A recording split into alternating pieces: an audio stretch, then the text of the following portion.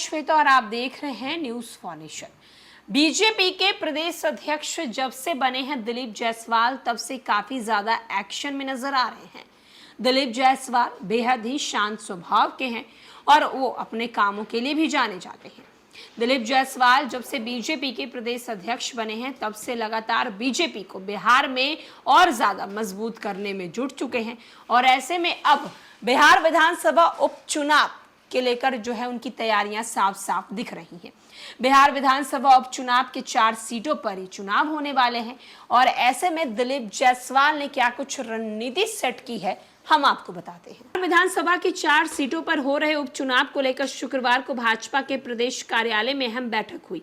बैठक में चारों विधानसभा क्षेत्रों के पदाधिकारियों को बुलाया गया और बैठक को लेकर भाजपा के प्रदेश अध्यक्ष दिलीप जायसवाल ने बताया कि उपचुनाव को लेकर आगे की रणनीति और उम्मीदवारों के चयन पर भी चर्चा की गई है।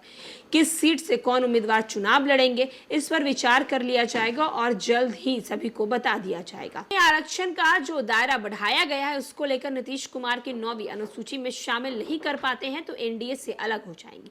तेजस्वी यादव के इस बयान पर पलटवार करते हुए दिलीप जायसवाल ने कहा, तेजस्वी और उनके परिवार को आरक्षण पर बोलने का कोई हक नहीं है। उन्होंने कहा कि जब लालू यादव सत्ता में रहे थे, तब तक उनके आरक्षण का उन्हें याद नहीं आया था। उन्होंने आगे कहा कि नीतीश कुमार के नेतृत्व में ही आरक्षण का मुद्दा आया है, विधानसभा और विधान परिषद में पास हुआ है। ये लोग आरक्षण के नाम पर सिर्फ जाति को बांटने का काम करते हैं। इन लोगों को पिछड़ों से प्यार नहीं है। दिलीप जायसवाल आगे कहते हैं कि सुप्रीम कोर्ट के क्रिमिनल लेयर के फैसले पर कहा है कि वे इसका अध्ययन करेंगे और तभी कुछ कहेंगे। तेजस्वी यादव पर निशाना साधते हुए कहा है कि वे हैं कहां आजकल। राहुल गांधी को ईडी का डर सताने पर दिलीप जायसवाल ने कहा है कि इस देश में जो भी गलत करेगा, नरेंद्र मोदी के तीसरे कार्यकाल में उन्हें नहीं बख्शा जाएगा। उन्होंने आगे कहा है कि राहुल गांधी अपना मूल्यांकन कर और अगर कोई गलती नहीं की है तो एजेंसियां जो है वो नियम अनुकूल एक्शन करेगी। तरफ जहां आपको बताते चलें कि दिलीप जायसवाल ने बिहार विधानसभा की 4 सीटों के उपचुनाव को लेकर ये बड़ी बातें कही और कहा है कि इस उपचुनाव को लेकर तैयारियां जो है वो जोरों शोरों से चल रही है और कोई कसर नहीं छोड़ने वाले हैं इस उपचुनाव को लेकर।